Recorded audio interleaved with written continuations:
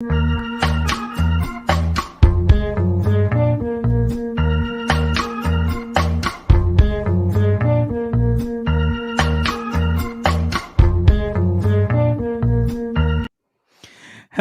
and welcome everybody to the Shootaround. I am the only host of this podcast, and joining me, as is tradition, is the one and only Rusty Buckets and the legendary AlexHoops. I just realized I didn't say my name. I'm Rudy Saint-Claire, the only host of this podcast. Did I say that part?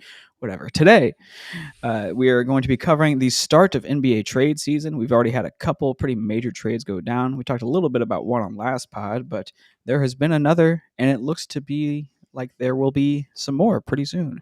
So if we don't mind, fellas, before I even ask you how our day's been going, let's just get into this Pascal Siakam news and kind of predict his first game. You're not gonna ask us how our day was. Fuck our first? days. Who cares about how our days are? Yeah, What the heck, dude? In a way, I'm breaking tradition. So maybe it's time to switch up the intro to where we just dive straight into the basketball. Maybe they don't care about our days, and if they do care, they'll stick around long enough to find out about them about our days. I care if you care about our day. This is between us. Look, I care. I care. There's no getting around that. This is basically a private. This is just a private Discord that they like eavesdrop in, but that's about it. All right. Well, fellas, I hope your days are. You guys are kind of rude if you really think about it. Well, I hope your guys' days are going just as good, if not better, than mine. Anything interesting happened that's outside of basketball we want to discuss before we get into the basketball? Yeah, that's what I thought. Pascal Siakam is going to be an Indiana Pacer starting tonight. He could have debuted in their previous game, where he was technically on the roster, but alas, going through the transition of moving from Canada to Indiana, bit of a process. So his first game with the Pacers will be tonight. Fellas, is he going to put up 40 points or not? And will that be more or less than a quarter of the Pacers' total points? That was a lot of math that you just threw at me. I'm gonna have to stew on that one. Jacob, you got this. It'd be 160 if it was a quarter or less. I don't think they're gonna get to 160. That would be wild. Yeah. So no, I don't think he's going to have 40. In fact, I'd imagine he'd have a fairly understated game. That's usually what happens right when a guy gets traded to a team, because he's just trying to get a feel for it.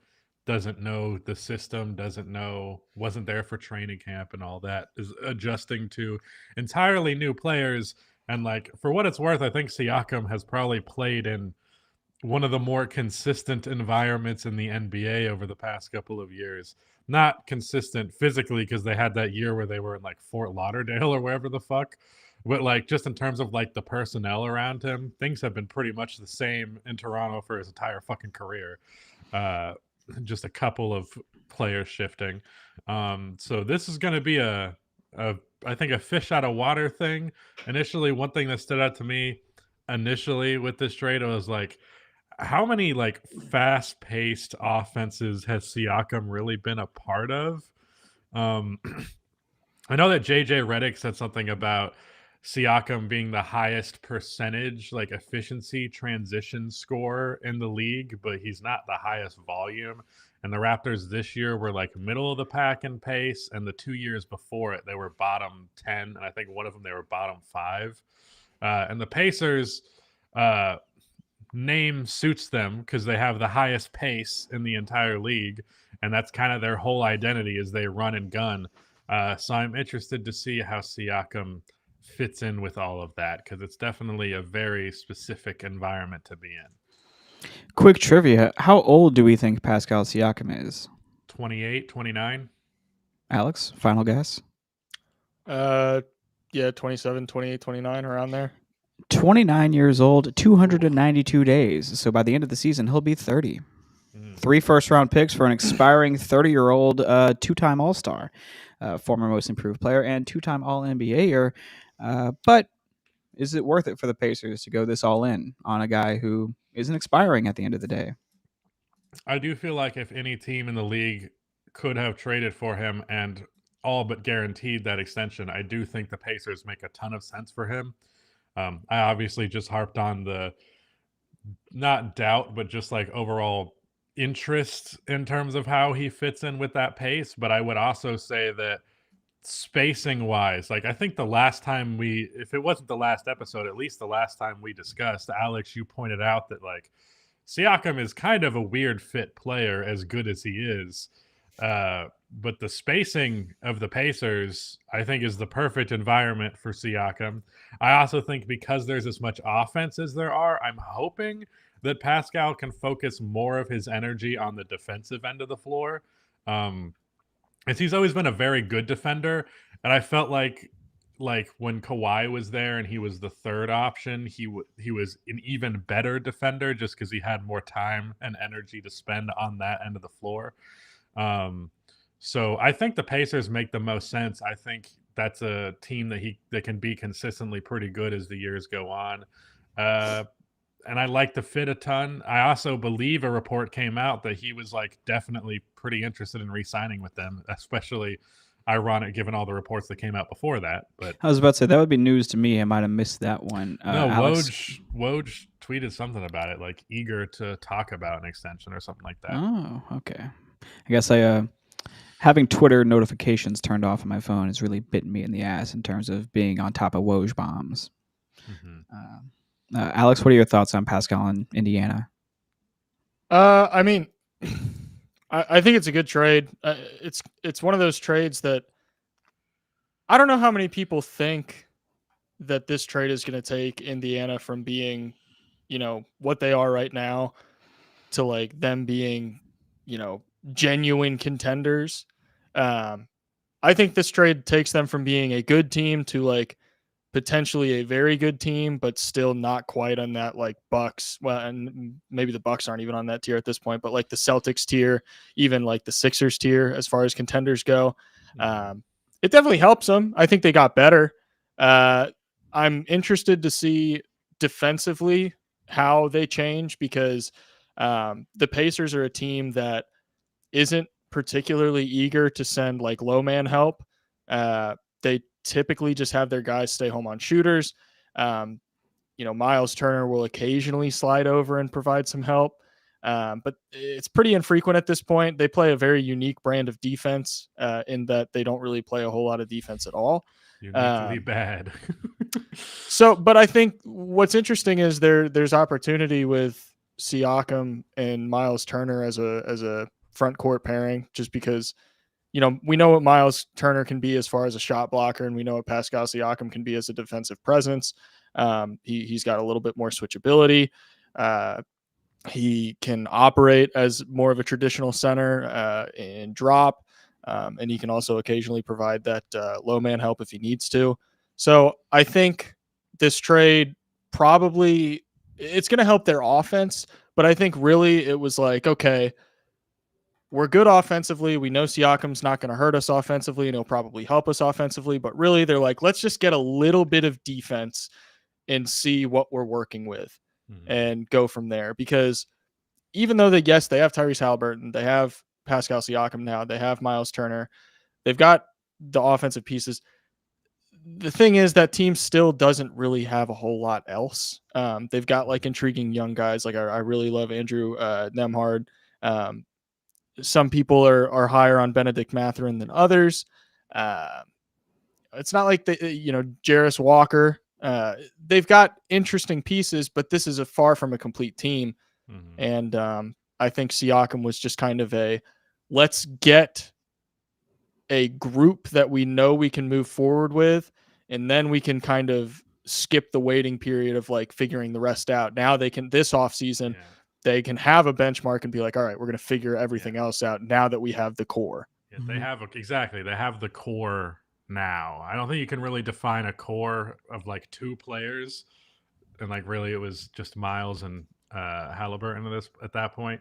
But I think now you can call it a core, and I do think it's worth mentioning that the Pacers over the last 10 games, I think we even pulled this up on the podcast, were like number 16 in defense over that stretch, which hopefully could be a sign that they're putting their chips on defense a little bit more.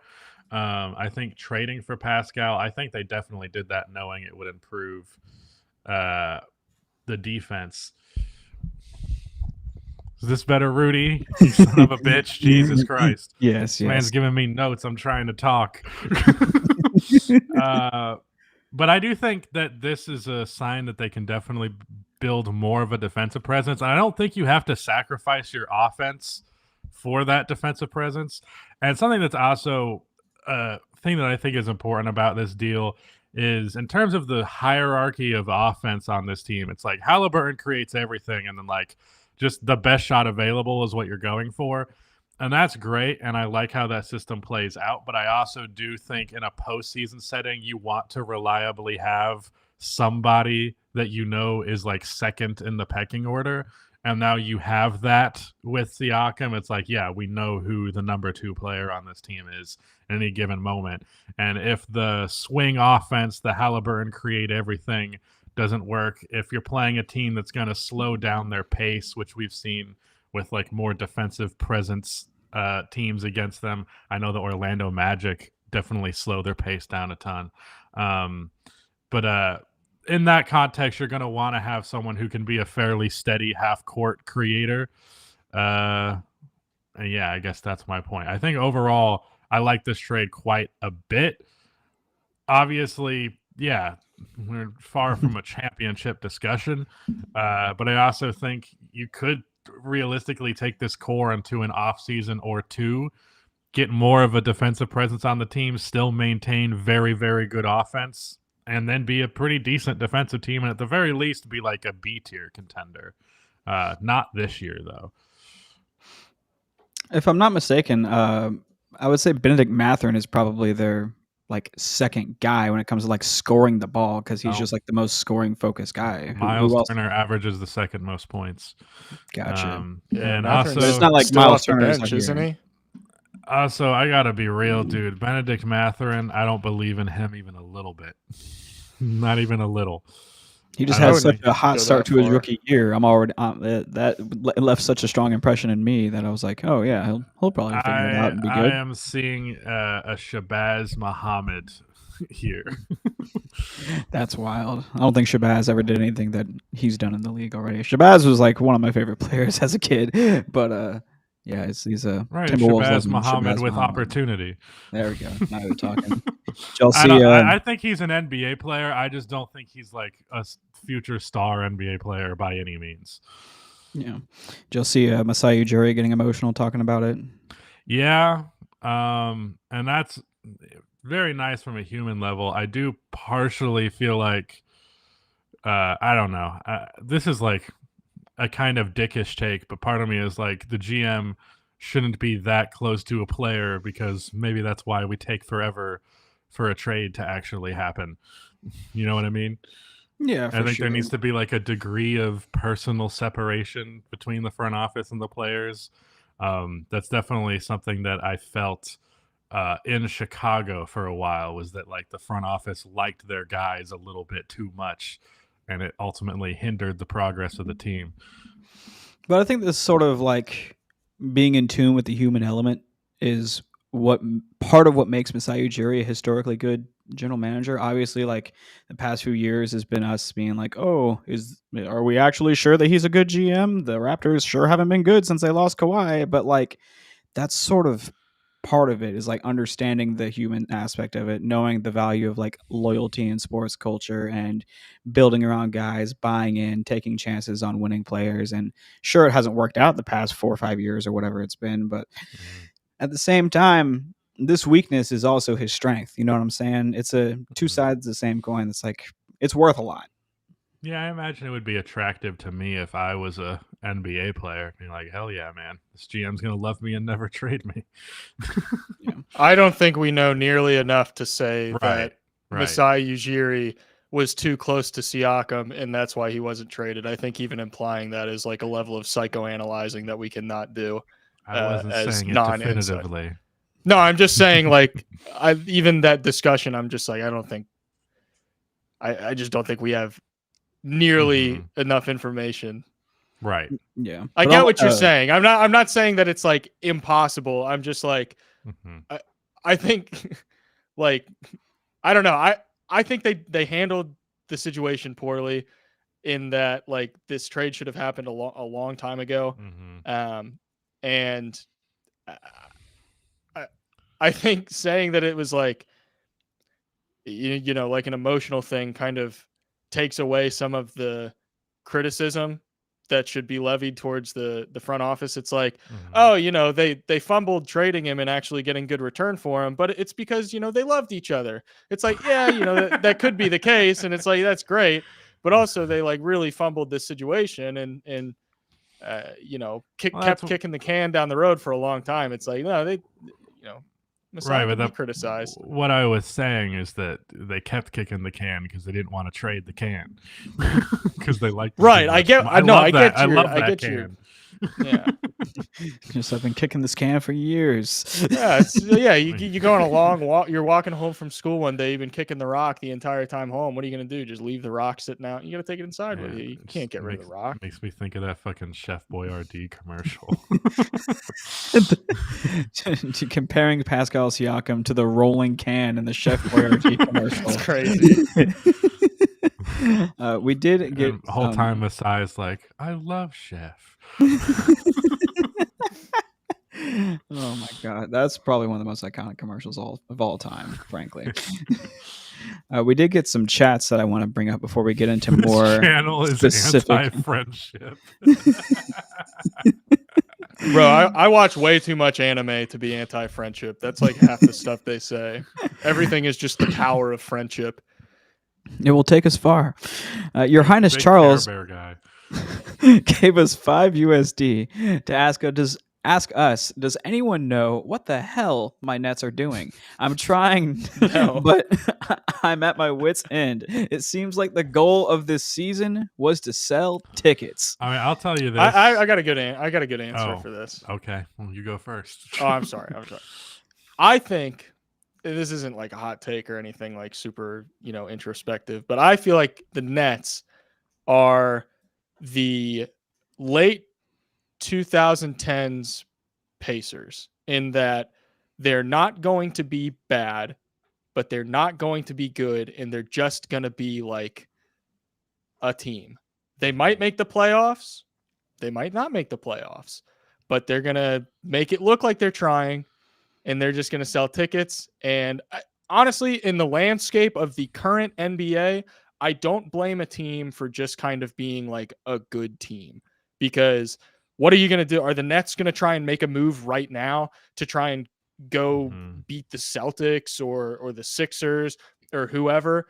No, they don't have the timeline right now just doesn't make sense for them to try to compete. What are they going to do? Tank this season in this draft?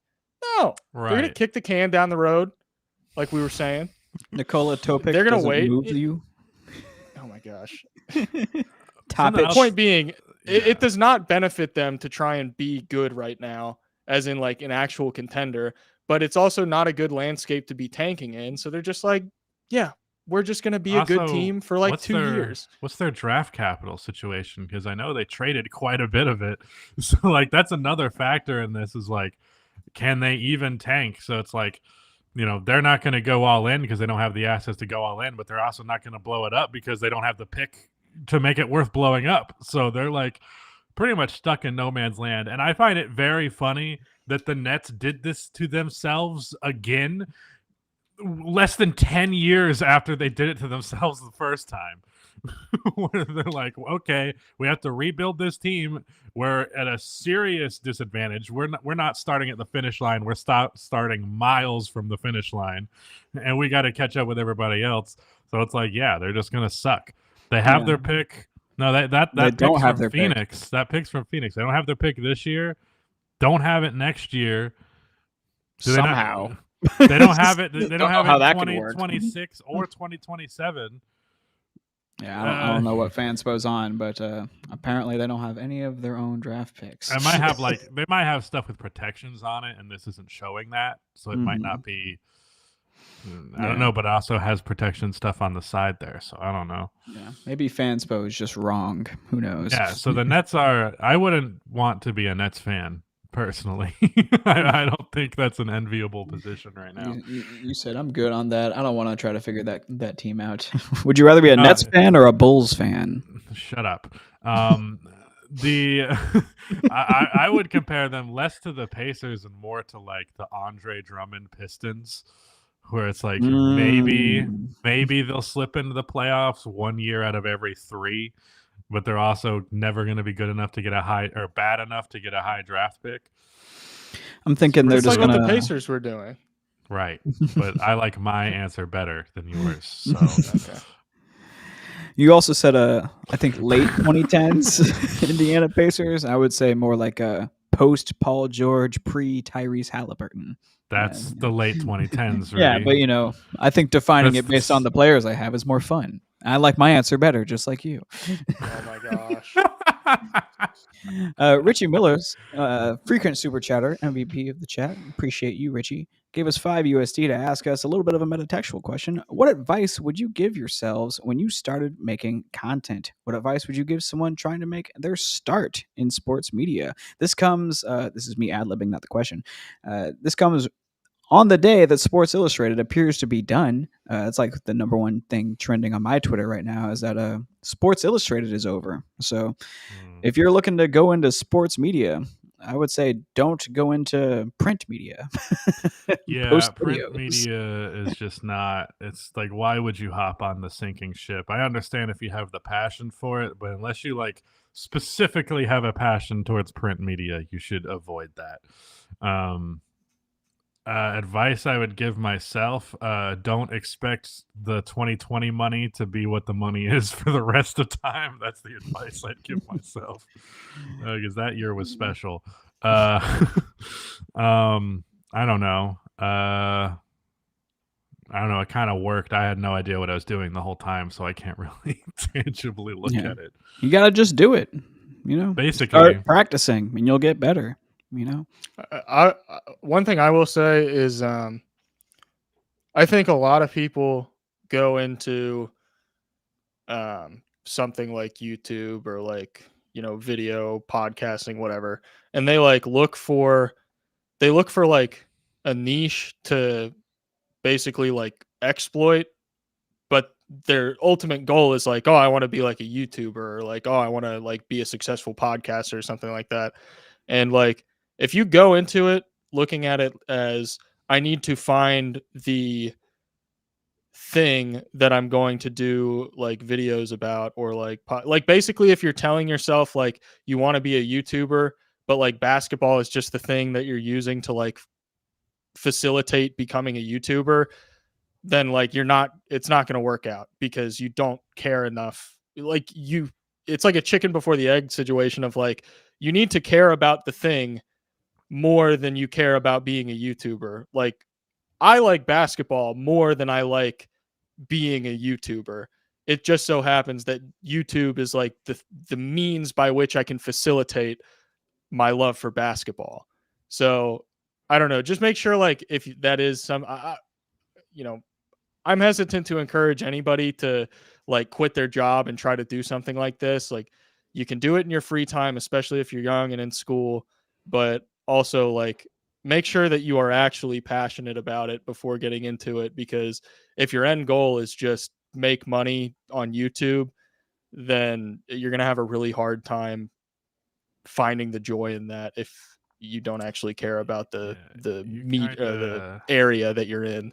You need the passion to push through the bullshit, because if you don't have the passion as like a guiding North Star to help you wade through all the garbage that you're going to have to deal with, then you're just going to immediately get burnt out when you encounter that garbage. Yeah, and I'll offer another little 2-bit piece of advice here. For me, a big part of it starting off was like building a sense of community and finding the group of people that I would be associated with and socializing with through my journey of like figuring out the whole basketball content industry. And in doing that, this is like the second bit, I sort of use that motivation as the driving force of the content. My first like bit of content I ever really consistently did was the Hustle Points podcast, and that whole show for the most part is about bringing on other people who have a independent basketball content workflow and asking them on pod, hey, how do you do what you do? What's the past like? What's the present like? What's the future going to look like? And I got lucky. That just happened to be something that a lot of people never got really the opportunity to talk about very much. And so they're eager to come on and talk about it. That's how I met Jacob. That's how I've met Alex eventually. Like my whole friend group basically started from me just deciding to seek the community. And I used that organic motivation, that passion to be the inspiration of the content. So just do whatever comes naturally. Don't try to force anything too hard, but be sure to follow through and actually do it. Because if you don't do it, then you're not doing it, you know. But thank you for the donation, Richie. You're a real MVP. Pimp Nade slipped back and gave us 2 USD to ask us, what do you guys think Scotty Barnes' ceiling is? Very good all-star play. Yeah. better or worse than Scottie Pippen? On a spectrum of Scotties, is he going to be towards the top or the bottom? Scotty's a weird player to like frame somebody. Scottie Pippen is a weird player to frame people against because he is a weird player himself, just in terms of context and like era. So I don't know. Yeah. I wouldn't be able to say that. Jacob, where do you think Scotty's ceiling is going to be? I think he probably like caps out at like just outside of the top 20, or like maybe like gets to like 18th in the league. But I don't think he's like a superstar. I don't think he's going to quite reach that territory. Second fiddle on a championship team type beat. Pascal Siakam, if you would. Like, and if he's on a consistently winning team, like perennial all-star. Gotcha. Well put. Appreciate the 2 USD. Pimp name slick back. Let's talk about OG Anunoby. He has the highest plus minus in the first, 5 or 10 games that a player has ever had with a new team. Like his fit with New York, statistically speaking, appears to be better than a hand in a glove. I mean, it's like the skin on your hand around your hand. It's perfect. He's basically just but excellent metaphor. Thank you. He's basically just Luol Deng 2.0. He'd never played 40 minutes consecutively on a back-to-back until he got under Coach Thibodeau. And what do you know? Madman. OG Anunoby is going to retire by the time he's 30. So what do we think about OG now that we've had some time to let that trade hopefully the settle? Knicks don't almost kill him like the Bulls almost killed Luol Deng. That would be ideal if he didn't almost die. Well, that makes it sound like it'd be ideal if he just died instead of almost. Jesus Christ. No one die, please. That's the position of this podcast. We don't want anyone to die. Never mind. Oh my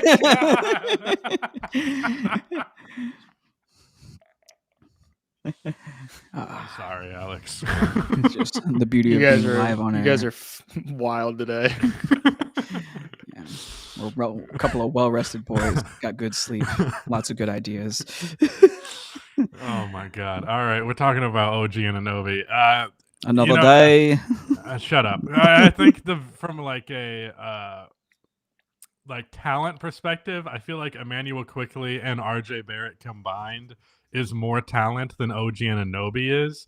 But this is an excellent example of like fit is king to like a very high degree. Like OG fits like skin on your hand, apparently. And it's made like everything about the Knicks offense makes so much more sense. Like I can actually watch the Knicks and not be frustrated now. Like that's the thing, is the Knicks offense is one of the most frustrating viewer experiences. And luckily this has fixed that. So I don't have to hate on the Knicks as much as I normally do. Good trade. I don't know. Didn't we talk about this in the last episode? Yeah, but it's just the momentum keeps going, and it was sort of the first thing that kicked off trade season. So I wanted to just at least touch on it a little bit. I have nothing to add that I haven't said already. I said it was a good trade. It's still a good trade. So, yeah. Speaking of trade stuff, since we're moving on to that discussion, there was breaking news that just came out that doesn't make any fucking sense to me, but apparently the Bucks are interested in Dejounte Murray. Yes they are.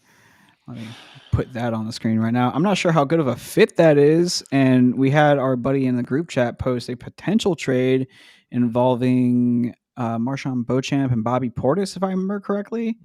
If that's the case, DeJounte's value's in the mud. Yeah. Like truly. Plus, what do the Hawks want with Bobby Portis? Like Clint Capella's got to be a Grizzly after that, right?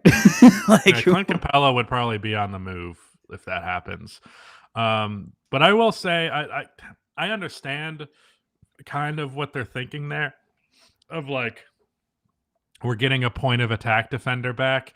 Obviously, there's been much discourse around Dejounte not being the defender that he was in San Antonio in Atlanta, but I also think he could very easily just pick that up immediately in the context of playing on the Bucks. It's kind of like he's probably watching Trae Young and is like, all right, if this is the help I'm getting on defense, I'm not even going to fucking try.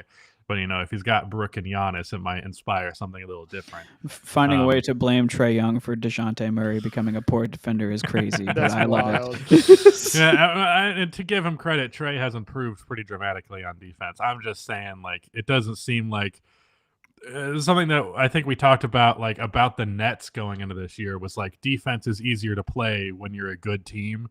And if you're a bad team like the Atlanta Hawks are and have been since Dejounte has been there, it's a lot more difficult to find the energy and the motivation to really go hard on defense. And if I recall, I think I saw some interview clip. Dejounte got some advice from some player. I don't remember who it was. Like saying, go get a defensive team. That's how you're going to like make your mark in the NBA and make your money in the NBA. And the way he was saying it in the clip almost sounded like, if I make an all defensive team, I'm going to guarantee my money. And it seemed like he spent the entire year playing defense just to guarantee his money. So hopefully that's not the only motivating factor, because if they trade for him and then he ends up just being Dejounte Murray on the Hawks, but on the Bucks, that sucks. That really sucks. It's just a waste of time, and the fit would be bad. I think offensively speaking, you can justify an awkward fit and his inconsistent shooting if he is truly like all defense good on the perimeter. But that's about it. And also, I feel like that trade package, you could probably get Alex Caruso for that, and that's more guaranteed defense. And Alex is shooting like 45% from three this year. Yeah. I think Alex Caruso would be a better pickup for the Bucks than Dejounte Murray. But I'm not sure where else like Dejounte is going to fit in other than, I don't know, maybe New York or something. I think I've seen that as like a team that's interested. I imagine Quentin Grimes would be incorporated into that trade. New York trade would be so stupid. Who is the best fit for Dejounte Murray going forward? Dejounte is such a fucking hard player to like figure out a place for, because like I don't think he's like talented enough of a creator to be like a lead creating guard, but I also don't think his skill set is all that complementary as a secondary creator. So it's kind of an awkward position to be in, where you kind of demand the role of a first option to be effective, but also you at your most effective as a first option is not as effective as you want your first option to be. Sort of a no man's land for right. It's like being the sixth seed in the East, but like it's kind of like where Russell Westbrook was for a couple of years after he was like no longer superstar tier, where it's like, well, this guy doesn't really work as not the leading option, but he's not good enough to be the leading option anymore. Yeah. And apologies to Russell Westbrook, by the way. That's something that's gone really unsung on this podcast, at least, is that Russell Westbrook has quietly been one of the most important players to the very winning Clippers team ever since the James Harden trade, and they figured it out. He's not really putting up a ton of numbers, but as far as I understand, he's putting up like extremely good defense and just been a stabilizing force for them overall. So, sure, shout out Russell Westbrook. I don't know. Still playing like good defense, but he's still playing for like Russell 18, Westbrook. He's still playing like 18 minutes a game, Westbrook. Like Yeah. he's definitely not one of the 5 most important players on the team, at least, but he's found a role where he's making an impact while not getting star level run, which I don't know if I believe that was possible. So it's definitely something. Yeah. Well, shout out to Dejounte Murray. I reckon may he be traded in peace. Prior to acquiring Pascal Siakam, the Pacers inquired about Lauri Markkanen and got the news, along with some other teams, that he is off the table. They're not interested in trading Lauri Markkanen. Can I say something about this? Yes. In my hot takes, thing I said about the Jazz, don't trade Markkanen. Like, day after that video goes up, report comes out that they don't want to trade Markkanen.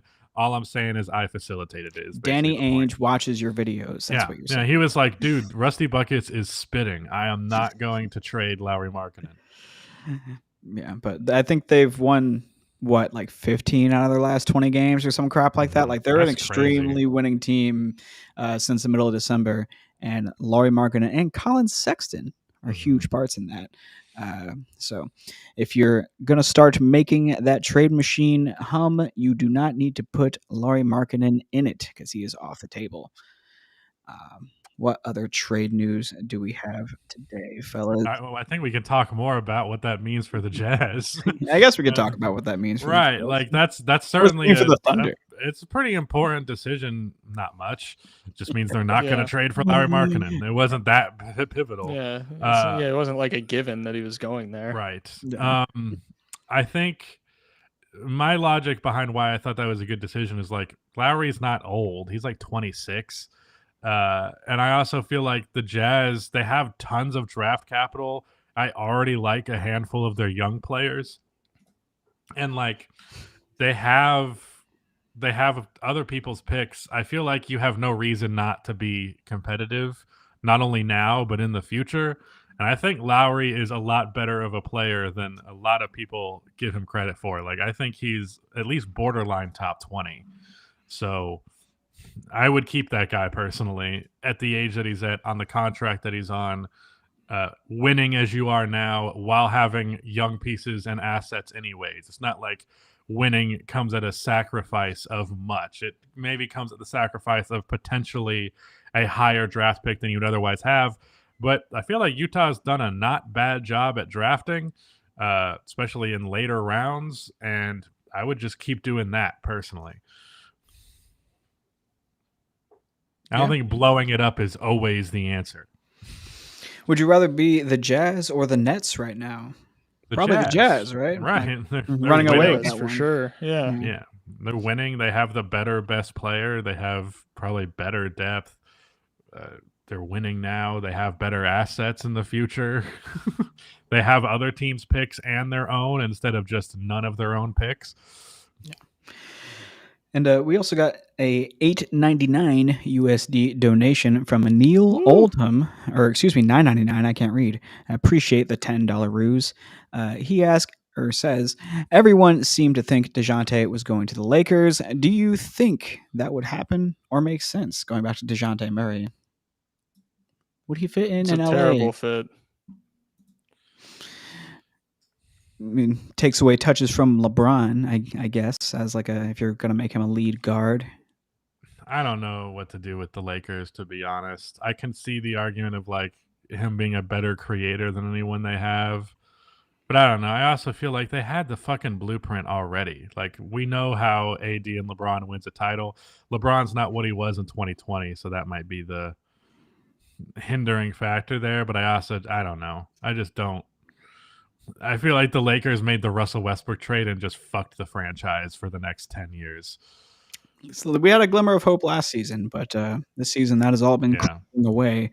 It's hard to believe in retrospect how hard they went after D'Angelo Russell instead of Mike Conley in that big move, because Mike Conley is miles better than D'Lo right now. I don't know if it's just a familiarity thing. I think it's a shot creation thing, because they don't want LeBron to be essentially the only perimeter creator anymore. But they also like between D'Lo, Austin Reeves is the best at it.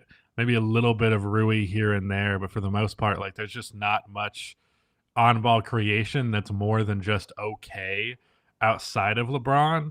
And I also don't think DeJounte is a good enough on-ball creator to be more than just okay for that ballpark. I just don't know. I consistently am stumped by the Lakers. Yeah.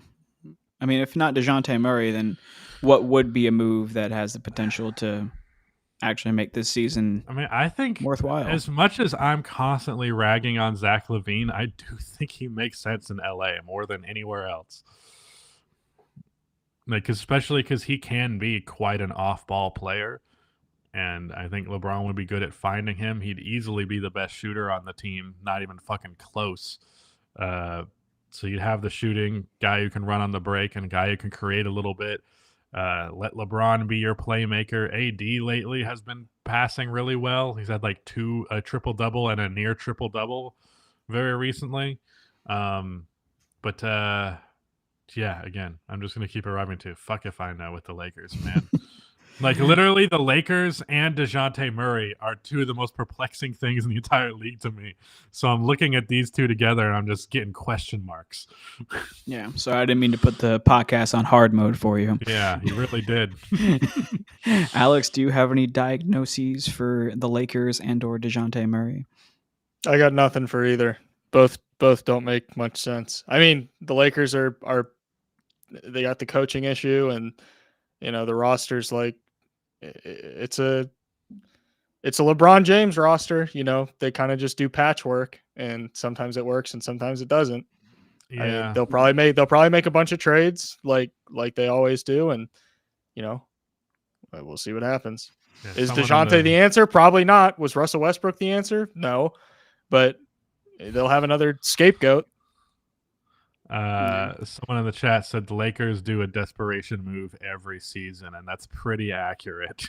Yeah, absolutely. Well, thank you, Neil, for the $9.99 USD. Do appreciate the donation very much. We are hungry for those donations, but not as hungry as I am for our sponsor today's episode, Factor. New Year started right with Factor, the ready-to-eat meal delivery service that takes the stress out of meal planning and sets you up to focus on those New Year's resolutions you probably already forgot about. Save time on shopping, prepping, cooking, and get chef-crafted, dietitian-approved meals delivered right to your door instead. With over 35 meals to choose from per week, including keto, calorie smart, vegan and veggie, and over 55 weekly add-on options, you'll have a ton of nutritional nutritionists and flavorful options to kickstart 2024. Skip the expensive takeout trap. Factor is cheaper, more convenient, and delicious. Get chef-crafted, restaurant-quality meals delivered right to your door. It's flexible. You can change your order up every week from 4 to 14 meals. Orders, pause, and reschedule. Whatever works for you. Head to factormeals.com/shootaround50 and use code shootaround50 to get 50% off. That's code shootaround50 at factormeals.com/shootaround50 to get 50% off. Shootaround50. Thank you to Factor. Please use our code. Brilliant segue. Tasty. We talked a little bit about Mike Conley, and I say that he's so good, not just because he's a former Grizzly, but because he ethered us last night on a nationally broadcast game that was kind of late. It was 9 p.m. Central, even though both teams are in Central Time. And the Grizzlies had it in the bag for about 3.5 quarters of the game, and then the Timberwolves They did not have it. They did not have it in the bag. It was a close game at like halftime. What are you talking about? Did you watch the game? I very passively watched the first 3.5 quarters, and I was like, all right, let me attentively watch us fall apart. It was a surprisingly fun game to watch, but it was not like decided at all. Yeah, it was by no means decided. They did not undo a blowout, but we were right there, and I really thought we were going to win the whole time. Very confident despite our completely depleted roster. We stopped playing Gigi Jackson for some reason. He had one air ball, and we just took him out of the game. But prior to that, he was like the youngest player ever or some crap like that to have back-to-back 20-point games. If not the youngest player, then the second youngest, with the youngest being LeBron. I mean, the dude is uncanny. 6'9", plays like a big wing and has a nice handle on the ball and scoring ability and tries on defense. I like Gigi a lot. Build around Gigi, but last night didn't get much play. There was one stat where I think it was Zaire and Gigi on the floor at the same time, something like that. Let me verify. But we were Gigi was minus 25 and Zaire was minus 26. yeah. Woof. Yeah, so it was it was our young experimental guys really costing us the game last night. We ended up losing by 15, but that really does not tell the story of the game. It was probably I'd say within 5 to 7 points for the vast majority of it. I would say with like 8 minutes left in the fourth quarter, the Timberwolves just like flipped a switch and it got out of hand fast. It was like immediately they were like, all right, we're not going to lose. And they shut them out. I think they opened the fourth quarter on like a 16-5 run in the first 4 minutes or something like that. And it's just like from there, y'all just throw up your hands if you're the Grizzlies. I mean, it's just a bunch of G Leaguers out there. But for a nationally broadcast game that was incredibly lopsided, very entertaining. It wasn't. I would like to clarify. It was not a bunch of G Leaguers. It was Jaren Jackson Jr., who won Defensive Player of the Year. Only played 27 was minutes. Was an All-Star last year. Xavier Tillman was out there. He's an NBA player, not a G Leaguer. Luke Kennard was out there. He was playing. Yeah, best shooting guard in the league. Yep, not a G Leaguer. Santi Aldama was out there. He put up a whopping 5 of 14 from the field. Not a G Leaguer. Might be a G Leaguer. Well, I mean, he was bad last night. I'm just saying. You said the Timberwolves beat a bunch of G Leaguers. I want to set the record straight. He's like if Danilo Gallinari was bad. Sure. Yeah. He has a little bit more of a bag than Danilo Gallinari, but he's like if Danilo Gallinari and Jordan Poole had a baby. I don't think you're respecting Prime Gallo enough. Ooh, I almost started yelling. I respect the hell out of Danilo Gallinari. Those Nuggets post Melo, that was my team.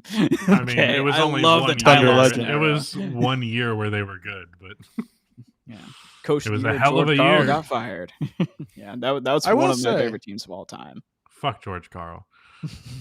Gallo shouldn't have an all. He doesn't. I'm not saying that he should have an all-star selection to his name. But he's got that season with the Clippers where he put up 20 points, 46 shooting from the field, 43% from three. It's like that's pretty dang good. 20 points, 6 rebounds. I think he's like, I don't know that he's like a top 20 non-all-star in NBA history, but he's definitely top 50, no doubt. I think he'd probably be top 20. Yeah. I think if we went back and did this exercise, I feel like he would probably be top 20. I'll say confidently he's not top 10. I think you can definitely find 10 players better, but yeah. Yeah. Man, someone in the chat just said all caps, Dejounte Murray to the Knicks, and had me surfing Twitter for the honestly anxiously. That would be a super fun podcast episode, just ranking the best non-all-stars in NBA history. That's kind of fire. Yeah, we'll bank that one for September, when we put everything into tiers. Let's see. Oh yeah. But yeah, that was a tough sell. I forgot about that. I forgot you did that. I forgot you said that before. But are the Wolves the best team in the NBA? I think it's pretty easily they are, in my opinion, after watching them last night. That the way they flipped the switch made them look like the best team in the NBA. Do they have the best record? I don't know. Best in the West. They've gone top of the West for, I think, 6 weeks or something like that. Maybe 8 weeks. They've been the number one seed in the West for a long time. I mean, I don't even consider them the best. I mean, yes, like, if you're looking at like net rating or whatever, like all those different things that people look at, I would say pound for pound, it's still probably the Celtics. Yeah, the Celtics have a better win percentage as well.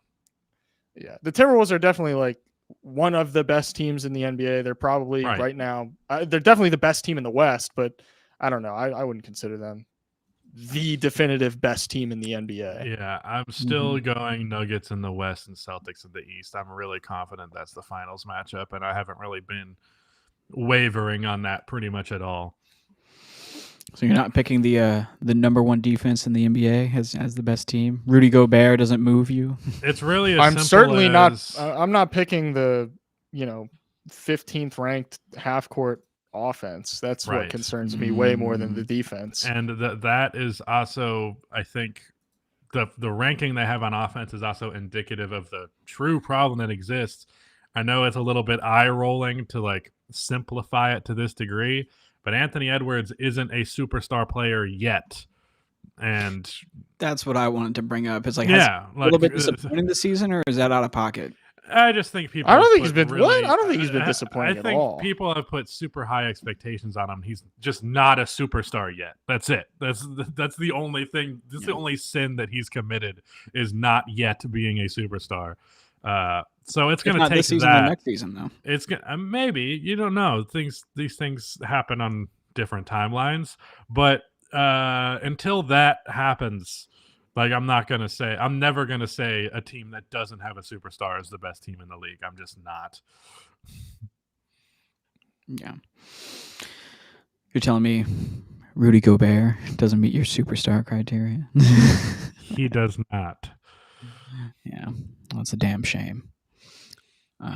Who would you be more surprised if they made the finals, the Thunder or the Wolves? Alex? Probably the Timberwolves, just because Minnesota sports history. Watch, I'm gonna have a bunch of crybabies in the comments now. They're gonna be Again. like, "Oh, well, actually, you see, the Timberwolves have the fourth best net rating in the NBA, and even though their half court offense isn't that good, they're actually, blank against top 5 teams." Dude, I don't care. I've been rooting for Minnesota sports teams since I was 4 years old. I know how this goes. I don't care about your nerd numbers. It's Minnesota sports. I'm not going to believe that they can actually make the finals or win a championship. I'm not going to believe that the Vikings can win a Super Bowl. I'm not going to believe that the Timberwolves can make the Western Conference Finals since post Kevin Garnett until I see it happen. Yeah. You can throw all the numbers and leave all the angry comments you want. It's fine. I don't care about your nerd numbers. It's so funny. But I mean, I'd be more surprised if they made the finals. OKC, I could see doing it. As we all know, the 2017 Celtics and 2015 Atlanta Hawks, NBA champions. Let's move on. Being one of the top seeded teams guarantees it. LeBron James has allegedly played against 35% of all players in NBA history. The question is, what is Vince Carter's percentage at? 40. I saw it. It's like, I'm not willing to do the math to verify any of this because it would just be either too tiresome or I'd have to learn too much about like specific software that would make it easy for me. Well, the thing that's worth mentioning in this to factor in, because 35 seems like so much, but also the NBA in its early inception had like 8 teams. And it took a very long time. Like literally they had like 25, I think, going into like the mid 90s. Mm-hmm. So like there was just less roster spots. There was also less roster spots on those teams individually than there is now. I believe it's 2 more plus 2 two-way contracts than it used to be. I think it's 15 plus 2 two-ways. That's an NBA roster, right? It used to be just 13 and that was it, 13 flat. Shit, I think even before then it was 12, but maybe I'm mistaken. Yeah, well, it makes sense if you really think about it, but it is also just a stat that you don't think about until you see it, and it's like, whoa, I guess that makes sense, but holy fuck. All right. It makes it sound like the 20-year career of LeBron is a little bit more than a third of the NBA's history, but that's not quite right, although it's a little bit close. In terms of time, it's not, but in terms of volume, it kind of is. Yeah. I guess this and the in-season tournament is what we're hanging up for the Lakers season this year. It's just like we uncover this new LeBron stat, and they won the first in-season tournament. So congratulations to the Lakers in the championship season. I don't think we can make the joke about hanging that in the banners for the Lakers. The Lakers have plenty of shit hanging in the rafters. They don't need to artificially fill it. Yeah. Including but not limited to that in-season tournament. If anything, they're running out of space. And then our last topic before we get into the Q&A is that Joel Embiid is on pace not to be eligible for the MVP, despite having an MVP caliber season, even more so than last year from a sheer statistical output standpoint and arguably from like a winning standpoint. He just isn't going to play enough games if this pace keeps up. This wasn't the case early on, but the past month or so sure has made this the case. If it's not Joel Embiid, who is your MVP this season, fellas? I want to point something out. This is a stat that JJ Redick pointed out. Only one player besides for Joel Embiid in NBA history has averaged 35 points, 10 rebounds, and 6 assists. Want to take a wild guess as to who that is? It has to be Wilt Chamberlain, right? Wilt Chamberlain. And when Wilt Chamberlain did it, he did it on far worse efficiency while averaging fucking 44 minutes a game. It was also a higher paced era. The teams were taking 10 more shots per game than they are now. What the fuck? Yeah, so what we're basically saying is that Joel Embiid is the greatest Sixer to ever play center of all time. I don't know. There's actually a surprisingly competent list because you got Wilt and you got Moses Malone. All right. But Joel Embiid better. So if not Embiid, then who you got for MVP at this point in the season? That's crazy because Embiid has just been my answer pretty much ever since we got a couple of months into the year. I'll say it. Give it to Shea. Fuck it. The Thunder are like way overperforming expectations for some people. Yeah, and that's crazy. Shea Gilgeous-Alexander is a historic performer this year. That's crazy because they had high expectations, especially relative to the team that they were before. But I was like, yeah, they're going to be the 5th seed. That's what my expectations were, and they've exceeded those. I think even Alex, they've exceeded your expectations as a fan. Yep. I don't know if I would have Shea as MVP. I think of the players, yes, he has as good a case in regards to non-Embiid players. I think he has as good of a case as anybody. But 55% from the field. That's really fucking. He's 60% from 2 as a guard. He only takes 3 threes a game, so that's wild. I think he's also like, I saw a little micro thread about SGA. It was someone quoting a highlight of him driving, stepping back left, and popping a midi from there. And it basically said he's 87th in percentile in terms of frequency of that type of shot, and 87th in percentile when it comes to efficiency on that shot. So when it comes to Shai Gilgeous-Alexander, as soon as he steps inside the arc, he's like one of the best scorers in basketball, hands down, no question about it. And the Thunder just have the team success to warrant that type of conversation. Yeah, and it's not like he's just scoring. He's averaging 6 rebounds and 6 assists, also averaging a league high in steals, 2.2 a game. I don't know if he'll maintain that for the second half of the season. Fuck, we're already 40 games into this year. Jesus Christ. Yep, we're approaching the halfway mark. Yeah, it is crazy. Season's gone by fast as hell. I feel like Embiid's gonna make sure he hits that threshold unless he absolutely can't. Like, you know what I mean? He'll play. He will make sure he cares about that award.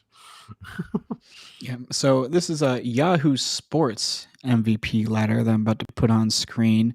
Let's get our live reaction to that. At number 7, we got Tyrese Halliburton, and then number 6, we got Luka Doncic. I think Tyrese is a real stretch. If the Mavericks had like a 20-game win streak, I would put Luka in the like realistic conversation, but those are basically our honorable mentions. Giannis Antetokounmpo and Jason Tatum are number 5 and number 4, respectively, the 2 best teams in the East, maybe. Nikola Jokic is number 2, while Shea is number 3, and then Joel Embiid is still number 1. Does this list sound decent to you fellas, or is it kind of glaringly wrong in some ways? Personally, I'm putting Shea over Nikola right now, but that's just me. Yeah, I probably would too. I'm beginning to think that Jason Tatum's never going to win an MVP. Nah. I don't really have strong opinions about the MVP race. I think, there's too many players right now that you could give it to. But Embiid is like, to me, Embiid's number 1, and then it's like Embiid, everybody else. Yeah, so it really feels like the volatility of just everything about the NBA. Like a 1 seed and an 8 seed is more competitive between those teams than ever. And like the best MVP candidate and the 7th best MVP candidate, that 7th best candidate is much closer to winning MVP than ever before. You know, like there's so many more guys who are competing for these awards. So many more guys competing for all-star spots, for all NBA spots. So many teams that are more competent than they ever were. Yeah. Coffee Nike crazy. says that Anthony Edwards should be in MVP convos. I'm not quite sure about that, but he should probably be in like that Luka Doncic, Tyrese Halliburton realm, you know, where it's like honorable mention, get a little bit of votes on the ballot, but not actually contend for the award. Yeah, the thing about that as well is like calling back to the superstar thing, you're not winning that award unless you're pretty much definitively a superstar in people's eyes. And like Ant is just not that. Like he could technically have the most impressive counting stats and have the best record team in the entire league, and even still people are not going to actually give him that award because he's not a superstar. All right, well, we're moving right into the Q&A segment. Oh, wait. Go ahead. If he had the best counting stats, no, and not they the were best. on the best record. I didn't say best. I said good, like really good counting stats. Like even technically like star upper towards superstar tier counting stats. If you don't have the reputation of a superstar, that's going to hurt you. I just don't. I feel like he would have that reputation if his stats were a little bit better. That's why I'm confused. I mean, I think players have had superstar stats while not being superstar stats. Also, you did say players. The best stats. The chat's backing me up. You did say best. Well, how about this? How about fuck you, chat? And how about that? Man, perfect. Just a lovely debate for us to work into the Q&A segment. Simple. Okay, I just want one last thing. Let's say Ant was averaging 30 points per game right now. Everything else is the same, and the Timberwolves are the top seed, best record in the entire league. He's not winning. Everyone MVP. would consider him a superstar, and he would probably win MVP. If Ant was averaging 30 right now, he would be. Only he would four be more points. That's a lot.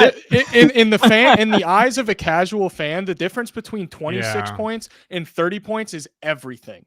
Okay, and if 29. you're on the best record in the West, I guarantee you, if he's averaging 30, everyone's like, okay, well, if it's not going to be Joel Embiid, it's Anthony Edwards. I'm just going to keep changing this scenario until I win the argument. So it's 29 points per game. How about that? Yeah, whatever. Nothing to be gained from drawn lines. Simple goal. I don't know. Ask me. Hey, Rudy, where does Brogdon play? I did have to think about it. It's the Trailblazers, though. Unless something happened I missed, but it should still be the Trailblazers. Shout out Malcolm Brogdon, friend of the show.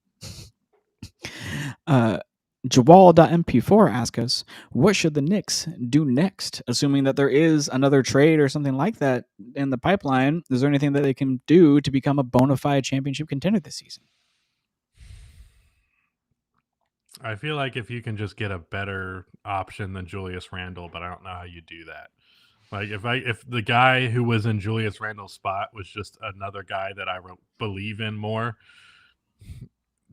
But even then, like, again, superstar talk. You don't have one. Julius ain't that.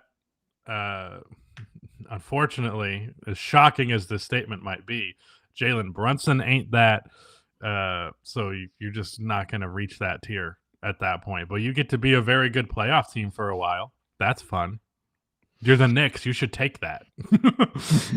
I feel like they just don't really have a ton of flexibility, which is my bigger concern. Like they can only really play one way. I think getting like honestly a point guard that can run just like more traditional offense that they can like, okay, yeah, we're gonna throw out a lineup that's a more traditional point guard with Jalen Brunson, OG, Julius Randle, and like Isaiah Hartenstein, and just play like some normal basketball instead of how they kind of operate. Not saying they don't play normal basketball. It's just they have a pretty specific style of offense that kind of zigs while everyone else is zagging. So Rudy just used those exact words in our script the other day.